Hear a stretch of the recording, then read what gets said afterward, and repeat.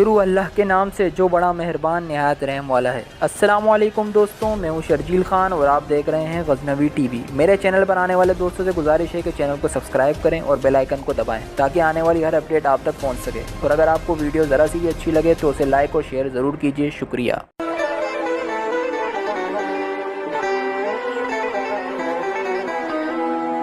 دوستوں، MiG 21 روس کا بنایا ہوا سپر سونک اور انٹرسیپٹر فائٹر جیٹ ہے جو کہ 1960 کی دہائی میں متعارف ہوا، اور اس طیارے کو اس وقت کا بہترین طیارہ سمجھا جا رہا تھا، اور یہ تھا بھی۔ اس طیارے کو روس نے خفیہ طور پر بنایا تھا۔ 1960 کی دہائی میں متعارف ہونے والے اس پراسرار طیارے کو بہت سے مغربی ممالک حاصل کرنا چاہتے تھے اور اس کی ٹیکنالوجی کو دیکھنا چاہتے تھے۔ مغربی ممالک کی طرح اسرائیل کی بھی شدید خواہش تھی کہ اس طیارے کو حاصل کیا جائے۔ ویسے بھی اسرائیل کی شروع سے پالیسی رہی ہے کہ دشمن کے ہاتھ میں جو بھی جدید ٹیکنالوجی ہو اسے ہر قیمت پر حاصل کیا جائے۔ اس پالیسی کو ECM یعنی الیکٹرانک کاؤنٹر میجر اسٹریٹجی کہتے ہیں۔ MiG 21 کو حاصل کرنے کے لیے اسرائیل نے آپریشن ڈائمنڈ شروع کیا۔ اس آپریشن کا مقصد صرف یہ تھا کہ کسی طرح most advance Soviet fighter jet MiG 21 کو حاصل کیا جائے، لیکن یہاں مسئلہ یہ تھا کہ آخر کس قدر سخت سیکیورٹی میں طیارے پر ہاتھ ڈالا جائے۔ لیکن ہوا یہ کہ 1961 میں روس نے انتہائی سیکیورٹی کی شرائط پر اس طیارے کو عرب دنیا میں متعارف کروانا شروع کیا۔ موساد کے نئے چیف میر امت نے جب چارج سنبھالا تو اس وقت MiG 21 شام، عراق اور مصر کی فضائیہ میں استعمال ہو رہا تھا۔ اب اسرائیل نے یہ طیارہ عرب ممالک سے حاصل کرنے پر غور شروع کر دیا، اور اس تجویز پر غور کیا گیا کہ کسی نہ کسی طرح عراقی یا مصر کے پائلٹ کو بھاری رشوت دے کر طیارہ اسرائیل لایا جائے یا دوران پرواز زبردستی اتار لیا جائے۔ آپ کو بتاتا چلوں کہ موساد مین کمپیوٹرز میں عرب دنیا کی جتنی بھی ایئر فورسز ہیں ان کے ایک ایک ہوا بازوں کا مکمل ڈیٹا موجود رکھتا ہے، اور یہ ڈیٹا انہیں فرانس، برطانیہ اور امریکہ سے بآسانی دستیاب ہوتا ہے۔ وجہ یہ ہے کہ ان عرب ممالک میں ہوا بازوں کے لیے جدید سہولیات کا فقدان ہے، چنانچہ ان کے ہوا باز ایڈوانس ٹریننگ کے لیے ان ممالک کا رخ کرتے ہیں، اور موساد ہر پائلٹ کی فائل ترتیب دیتا ہے۔ پھر ان میں غیر مسلم ہوا بازوں کی علیحدہ فہرست بنتی ہے جو اکثر عیسائی یا یہودی یا عرب ممالک کی اقلیتی فرقے کے افراد ہوتے ہیں، اور یہ افراد عموماً آسانی سے غیر ملکی انٹیلیجنس ایجنسیوں کے جال میں پھنس جاتے ہیں۔ اسی وجہ سے متعلقہ ملک کے خفیہ ادارے ان پر کڑی نظر رکھتے ہیں۔ طیارے کو حاصل کرنے کی اسرائیل کی پہلی دو کوششیں بری طرح ناکام ہو چکی تھی۔ پہلی کوشش میں موساد ایجنٹ جن تھامس نے کی تھی۔ جن تھامس اور اس کے گروپ نے مصری پائلٹ ادیب ہنہ کو MiG 21 طیارہ اسرائیل لے جانے کے لیے $10 لاکھ کی آفر کی، لیکن ادیب ہنہ نے مصری اتھارٹی اور اس کے بارے میں سب بتا دیا، اور اس طرح اسرائیلی ایجنٹ اپنے باپ اور ساتھیوں سمیت پکڑا گیا۔ ایجنٹ موساد اور اس کے باپ کو پھانسی دی گئی، جبکہ گروپ کے دوسرے ساتھیوں کو قید کی سزا سنائی گئی۔ دوسری کوشش میں 2 عراقی پائلٹ کو اس طرح آفر کی گئی تھی، لیکن انہوں نے بھی صاف انکار کر دیا۔ موساد نے ان کو قاتلانہ حملے کی دھمکی بھی دی، لیکن ناکام رہی، اور یہ دونوں عراقی پائلٹ باری باری کسی نامعلوم افراد کے ہاتھوں مارے گئے۔ دوسری طرف ان طیاروں کی حفاظت کے لیے روسی اس قدر پاگل تھے کہ خود KGB ایجنٹ ان طیاروں کے ارد گرد منڈلاتے رہتے تھے، اور اس کی مینٹیننس بھی روسی خود کرتے تھے۔ طیارے سے متعلق سارے کتابچے بھی انہوں نے اپنے قبضے میں لے رکھے تھے، اور طیارے میں صرف اتنا ہی ایندھن بھرا جاتا تھا کہ وہ اندرون پرواز کے لیے مشکل کافی ہوتا تھا۔ 1964 میں کرسمس سے ذرا پہلے ایک بوڑھا یہودی جو کہ پیدائشی عراقی تھا، اس کا کوڈ نیم یوسف تھا، وہ تہران میں اسرائیلی سروس سے رابطہ کرتا ہے۔ اس وقت ایران کے ویسٹرن یورپ اور اسرائیل سے تعلقات کچھ نارمل تھے۔ یوسف نے اسرائیلی ایجنٹ کو ٹپ دی کہ ایک پائلٹ ہے جسے میں اچھی طرح جانتا ہوں، وہ MiG 21 طیارہ اسرائیل لانے کے لیے تیار ہو سکتا ہے، کیونکہ وہ پائلٹ اور اس کا خاندان عراق سے تنگ ہے۔ یوسف کے بارے میں آگاہ کر دوں کہ یہ جب 10 سال کا تھا تب یہ میرونائٹ کرسچن فیملی کے گھر کام کرتا تھا، اور اس فیملی کی کئی سال خدمت کے بعد اس نے وہاں ایک الگ مقام پیدا کر لیا تھا، اور اس خاندان کے بچے خاندان کا بزرگ سمجھتے تھے اور اس کی بڑی عزت بھی کرتے تھے، اور ہر مسئلے پر اس کا مشورہ بھی لیتے تھے۔ اسی کرسچن فیملی کا بڑا بیٹا ایئر فورس میں اعلیٰ مرتبے پر فائز تھا، اور اس وقت کا بہترین لڑاکا طیارہ MiG 21 اڑاتا تھا۔ یہ لڑکا جس کا نام منیر روفا تھا، اس بزرگ یوسف کی بڑی عزت کرتا تھا اور ہر بات مانا کرتا تھا۔ دراصل بات کچھ یوں تھی کہ کرسچن فیملی کچھ عرصے سے عراقی حکومت سے تنگ تھی، کیونکہ عراقی حکومت نے اس فرقے کی کرسچن کمیونٹی کو تنگ کرنا شروع کر دیا تھا۔ ان کے کاروبار پر طرح طرح کے بھاری ٹیکس لگانا شروع کر دیے تھے۔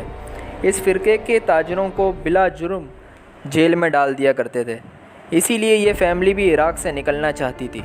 یوسف نے اسرائیلی ایجنٹ سے کہا کہ اگر میں پائلٹ منیر سے بات کروں تو وہ ضرور اپنا جہاز اڑا کر اسرائیل پہنچا دے گا، لیکن وہ پورے خاندان سمیت اسرائیل جانا چاہے گا اور وہاں رہنے کے لیے اسے معقول فنڈز کی ضرورت ہوگی، اور بس میں تم سے یہی ضمانت چاہتا ہوں۔ یوسف نے مزید یہ کہا کہ وہ یہ سب کچھ اسرائیل اور صہیونیت کی بقا اور اس کے بعد مذکورہ عیسائی خاندان کے احسانات کے بدلے چکانا چاہتا ہے، لیکن موساد نے اس بوڑھے کی باتوں پر یقین نہیں کیا۔ ان کا خیال تھا کہ ہو سکتا ہے کہ عراقی انٹیلیجنس موسادی ایجنٹس کو پکڑنے کے لیے یہ کھیل رچا رہی ہو، اور اس طرح ایک بوڑھے کی باتوں میں آ کر عراق میں موجود پورا نیٹ ورک پکڑا جا سکتا ہے۔ لیکن اس کے باوجود موساد کا سربراہ میر امت یہ خطرہ مول لینے کے لیے تیار تھا۔ امت نے اس آپریشن میں عمل کرنے سے پہلے عراق میں موجود ایکٹیو نیٹ ورک موساد کو سمیٹنا شروع کر دیا، کیونکہ کسی بھی ممکنہ حادثے کی صورت میں وہ اپنے ایجنٹس کی جان خطرے میں نہیں ڈالنا چاہتا تھا، جو کہ کئی برسوں سے عراق میں کام کر رہے تھے۔ پھر اس نے اس آپریشن کے لیے 5 گروپ تشکیل دیے۔ ایک گروپ کا کام یوسف اور اس کی فیملی سے رابطہ رکھنا تھا۔ نمبر 2 گروپ کا کام نمبر 1 گروپ کی حفاظت کرنا تھا، کسی بھی ایمرجنسی کی صورت میں انہیں عراق سے نکالنا تھا۔ گروپ نمبر 3 کا کام اس فیملی پر کڑی نظر رکھنا تھا کہ وہ بغداد سے کسی اور شہر منتقل تو نہیں ہو رہے، یا ان کے ہاں کسی عراق انٹیلیجنس کا آنا جانا تو نہیں۔ گروپ نمبر 4 کا کام اس فیملی کو مختلف راستوں سے عراق سے نکالنا تھا، اور گروپ نمبر 5 کا کام ایران کے بارڈر پر ریسیو کرنا اور انہیں کردش گوریلا کی مدد سے بارڈر کراس کروا کر بحفاظت اسرائیل پہنچانا تھا۔ دوسری طرف یوسف نے اس کرسچن فیملی کو منا لیا تھا، اب بس پائلٹ منیر روفا سے بات کرنا تھی۔ جب یوسف نے منیر سے بات کی تو وہ پریشان ہو گیا اور حب الوطنی اور ڈیوٹی کے ملے جلے جذبات میں پھنس کر رہ گیا، لیکن اسے یہ بھی احساس تھا کہ صرف اسی طریقے سے وہ اپنے خاندان کا مستقبل بچا سکتا ہے۔ منیر راضی تو ہو گیا، لیکن اس کے حب الوطنی اور ڈیوٹی کے ملے جلے جذبات کی وجہ سے اسرائیلی ایجنٹ نے ہنی ٹریپ کی چال بھی شامل کر لی۔ ہنی ٹریپ میں عورت کو استعمال کر کے اپنا مقصد پورا کیا جاتا ہے۔ یہ ہنی ٹریپ ایک خوبصورت امریکی خاتون کی مدد سے کی گئی۔ دوستوں، میں آپ کو بتاتا چلوں کہ MiG 21 کو لے کر موساد کے CIA سے بھی رابطے تھے، کیونکہ امریکہ کو اس طیارے کی اسرائیل سے زیادہ ضرورت تھی۔ یہ خوبصورت امریکی خاتون جو کئی عرصے سے بغداد میں مقیم تھی اور موساد کے لیے کام کر رہی تھی، یہ عورت عراق کے ملٹری اور پولیٹیکل سرکل میں اکثر دیکھی جاتی تھی۔ اس کے علاوہ ایئر فورس کے کئی ہوا بازوں کے ساتھ اس کے مراسل تھے۔ چنانچہ موساد کے اشارے پر اس نے اسکواڈرن لیڈر منیر کے ساتھ بھی گہرا تعلق بنا لیا تھا۔ منیر نے کچھ دنوں کی چھٹی لی اور اس عورت کے ساتھ پیرس پہنچ گیا، اور وہاں اسے ایک جعلی پاسپورٹ پر اسرائیل کے ایک ایئر لائن سے اسرائیل لے جایا گیا، اور وہاں اسرائیل میں موساد کے چیف، اسرائیلی ایئر فورس کے کمانڈر اور دیگر ایکسپرٹ نے منیر سے بند کمرے میں ملاقات کی۔ انہوں نے وقت ضائع کیے بغیر اسے کہا کہ اگر تم مطلوبہ جہاز یہاں پہنچا دو تو ہم تمہیں طے شدہ رقم دیں گے اور تمہارے پورے خاندان کو اسرائیل میں آباد کاری اور انہیں تحفظ بھی دیں گے، اور تم سب کو اسرائیل کی شہریت بھی ملے گی۔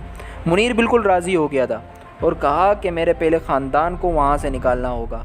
موساد نے یقین دہانی کرائی کہ اس کے خاندان کو اور اس کے فرار ہونے سے پہلے نکالا جائے گا۔ اس کے بعد ایئر فورس کے جنرل سے منیر کی علیحدہ ملاقات ہوئی۔ جنرل نے اسے طیارہ لے کر فرار ہونے کے لیے ایک نقشے پر ہوائی راستہ سمجھایا۔ عراقی اور اردنی ریڈار اسٹیشنوں سے بچنے کے لیے ایک زگ زیگ روٹ کا انتخاب کیا گیا تھا۔ جنرل نے منیر سے کہا کہ کام انتہائی خطرناک ہے اور 900 کلومیٹر کی طویل پرواز ہوگی۔ اگر تمہارے اپنے لوگوں کو پتہ چل گیا تو وہ تمہارا پیچھا کر کے سرحد عبور کرنے سے پہلے تمہیں گرا دیں گے۔ نہ گرا پائے تو اردن کی طیارہ شکن توپیں تمہیں نشانہ بنائیں گی۔ اسی لیے تمہیں نصیحت یہ ہے کہ اپنے ہوش و حواس کو قابو میں رکھنا اور اسی فضائی روٹ پر اپنے جہاز کو رکھنا جو تمہیں بتایا گیا ہے۔ وہ اس راستے کو بالکل نہیں جانتے۔ منیر ایک بات سے بے حد متاثر ہوا تھا، وہ یہ تھی کہ اسرائیل کو عراقی ایئر فورس کے تمام عملے کے نام بھی یاد تھے، جن میں روسی بھی شامل تھے، اور انہیں عراقی ایئر فورس کے معمول کی تربیتی پروازوں کا شیڈول کا بھی علم تھا کہ کون سی پرواز لمبی اور کون سی مختصر ہوگی۔ لمبی پرواز کے دن روسی جہاز میں اضافی ایندھن کی اجازت دے دیتے تھے۔ منیر کو بھی عین اسی دن نکلنا تھا۔ پلان کے مطابق منیر کا ایک بیٹا سخت بیمار ہو گیا۔ بغداد ملٹری اسپتال کے ڈاکٹر، جو کہ موساد سے وظیفہ لیتا تھا، اس نے سرٹیفکیٹ دیا کہ اس کا علاج لندن میں ضروری ہے۔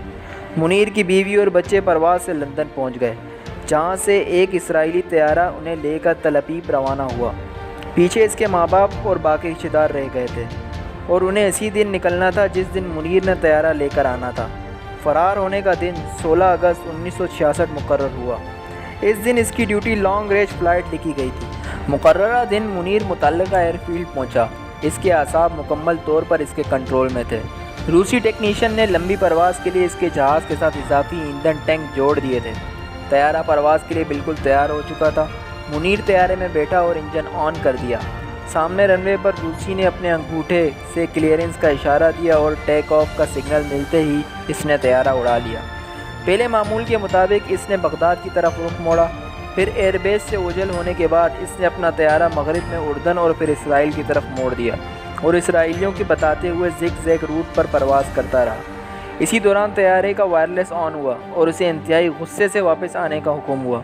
اس پر منیر نے طیارے کی رفتار مزید بڑھا دی اور وائرلیس سیٹ آف کر دیا، کیونکہ اب اسے اندازہ ہو گیا تھا کہ اب عراقی اس کے تعاقب میں روانہ ہو چکے ہوں گے۔ منیر اردن کی فضائی حدود میں داخل ہونے والا تھا۔ منیر اردن کے پائلٹ کی شہرت سے بھی بخوبی واقف تھا کہ وہ بھی اسے گرانے کے لیے آ سکتے ہیں۔ جب منیر اردن کی فضائی حدود میں داخل ہوا تو اردن کے ریڈار نے اسے ڈیٹیکٹ کر لیا۔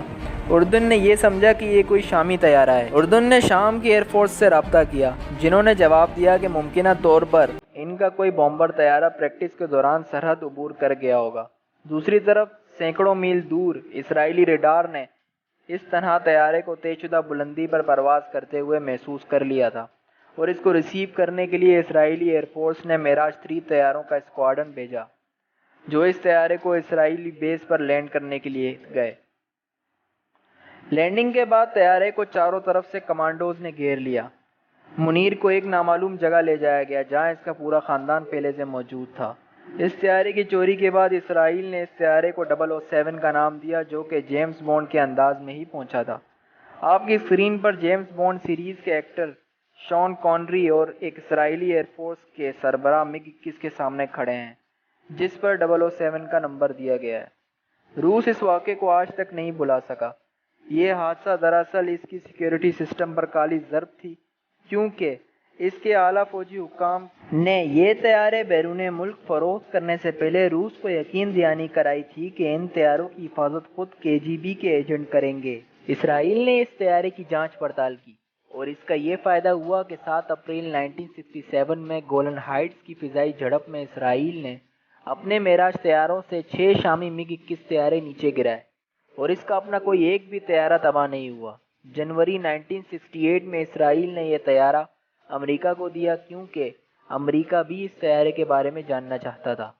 اس طیارے کو امریکہ کو دینے کے بعد اسرائیل کے لیے فینٹم F4 طیارے کی حصولی آسان ہو گئی، کیونکہ امریکہ اسرائیل کو فینٹم نہیں دے رہا تھا۔